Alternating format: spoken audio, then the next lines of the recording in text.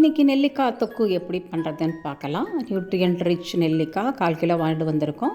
இதை வாஷ் பண்ணி steam cook பண்ணிடலாம் 10 நிமிஷம். இது 10 நிமிஷத்தில் நல்லா வெந்துடும். இறக்கி வச்சுடுங்க. நல்லா ஆறின பிறகு நம்ம இந்த பல்ப்பு தனியாக கொட்டையை தனியாக பிரிச்சுடுவோம். இது எல்லாத்தையும் எடுத்துகிட்டு நம்ம ஒரு மிக்ஸி ஜாரில் போட்டுட்டு இது கூட 2 ஸ்பூன் மிளகாய் பொடி, 1/2 ஸ்பூன் காஷ்மீரி சில்லி பவுடர் போட்டு நல்லா அரைச்சிடணும். 1 ஸ்பூன் வெந்தயம், 1 ஸ்பூன் கடுகை நல்லா ட்ரை ரோஸ்ட் பண்ணிவிட்டு வெடிக்கிற அளவுக்கு வறுத்துட்டு அதையும் தட்டி வச்சுக்கணும். இப்போது கடாயில் எண்ணெய் ஊற்றி 5 ஸ்பூன் எண்ணெய், கடுகு, மிளகா, கருவேப்பிலை இந்த விழுதியும் போட்டுட்டு மஞ்சப்பொடி, பெருங்காயப்பொடி, ஒரு 1/2 ஸ்பூன் உப்பு போடுறேன். 2 ஸ்பூன் நல்லெண்ணெய் விட்டு நல்லா கலந்து விடுங்க. கடைசியாக நம்ம பொடிச்சு வச்ச பொடியில் 1 ஸ்பூனு 2 டேபிள் ஸ்பூன் அளவுக்கு வெல்லம் சேர்த்து நல்லா கலந்து 2 ஸ்பூன் எண்ணெயை மட்டும் கடைசியில் விடுறோம்.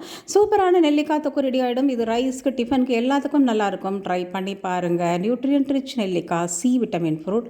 Stay healthy viewers. Thanks for வாட்சிங்.